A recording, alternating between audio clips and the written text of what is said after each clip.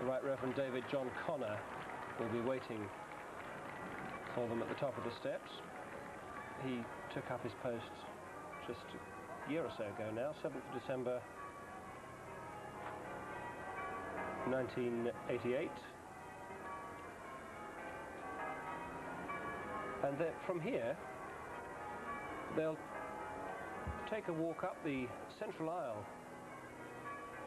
of the main body of the church, and then a special preparation has been made for them to take a little rest in the Bray Chantry.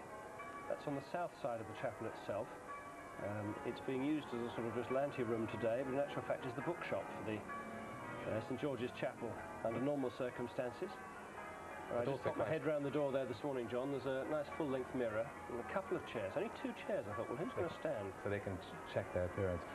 And it's quite unusual, of course, at a normal wedding for the groom to come down the aisle like this. Normally the groom and the best man, or in this case the supporters, will go in the side door and just wait up by the chancel. But as this is a royal one, he has to do a royal progress. There's Queen Elizabeth. And Queen Mother.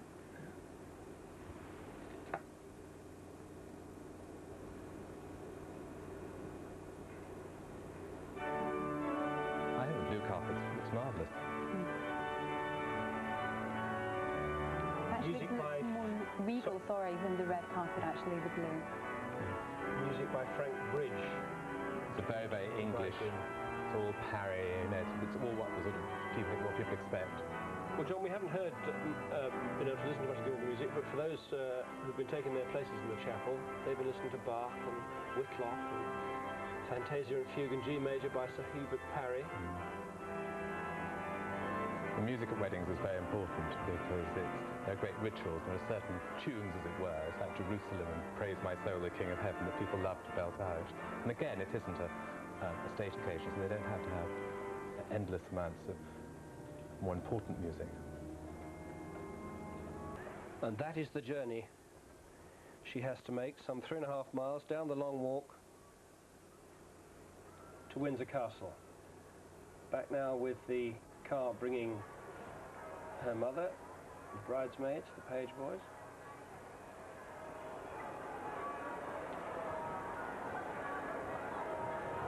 And I must say, it is absolutely running like clockwork, the whole thing. Meanwhile, inside the chapel, the procession has formed up. Within that, the organist and master of choristers, Jonathan Rhys-Williams, will be conducting the service today. The minor canons of the college, Reverend Alan Guile, who I know took her great contribution to selecting the musical programme. The canons of Windsor, Reverend Barry Thompson, Reverend John Overton, Reverend Lawrence Gunner and Reverend John White, leading the way for Her Majesty the Queen and the Duke of Edinburgh to take their seats here in the choir. Out of sight, of course, of many of the congregation, but they have been provided with television monitors so they can see the service unfold.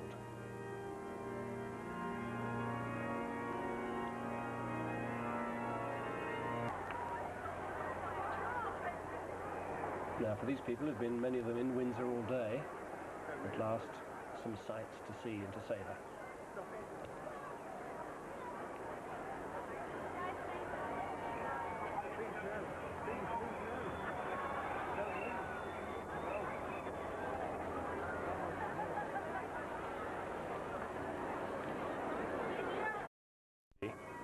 Sophie will make her way to the top of those steps, a journey we shall watch with interest, of course, rather daunting, I'd have thought, for any bride, let alone one watched quite so closely.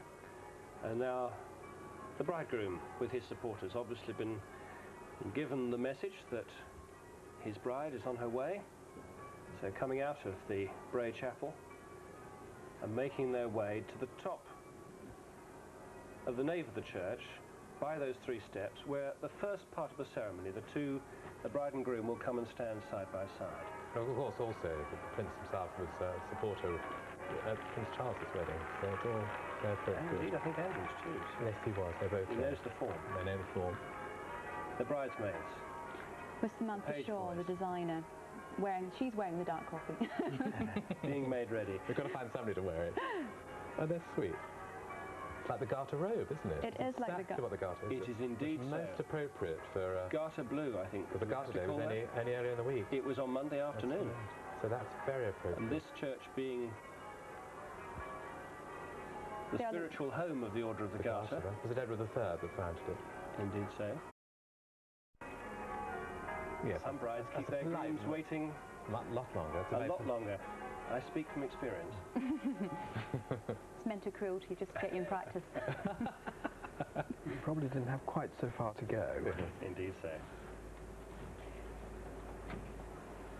Straight with a train. She's wearing pearls, and there's some seed pearls also put through the veil as well, which should help catch the light. Greeted by the verger of the college, David Wilson, the Bishop of Norwich, who's going to officiate at the wedding ceremony. Peter Knott is there as well, the Right Reverend Peter Knott. And now the party will be formed up. Again, as you were saying, it's quite a straight dress. Yeah, It's like just skims the hips. looks like sort of silk chiffon, doesn't it, the veil, rather than the normal net. It is a silk chiffon. It's a very lightweight fabric as well. Yeah. Obviously for summer weddings lighter fabrics can be used, but it is quite a brave choice, because if the wind was up today then unfortunately the skirt could have been as well. Yes, of course. Very embarrassed bride. She's got the seed pearls on the dress as well. And of course, at Beautiful. one time pearls were considered the most precious of all jewellery, weren't they? Can you identify the tiara at all? I can't at all. I can. It's not the Baltimore, so... Inside the chapel, the trumpeters of the Royal Marines make ready. Here comes fanfare for Sophie.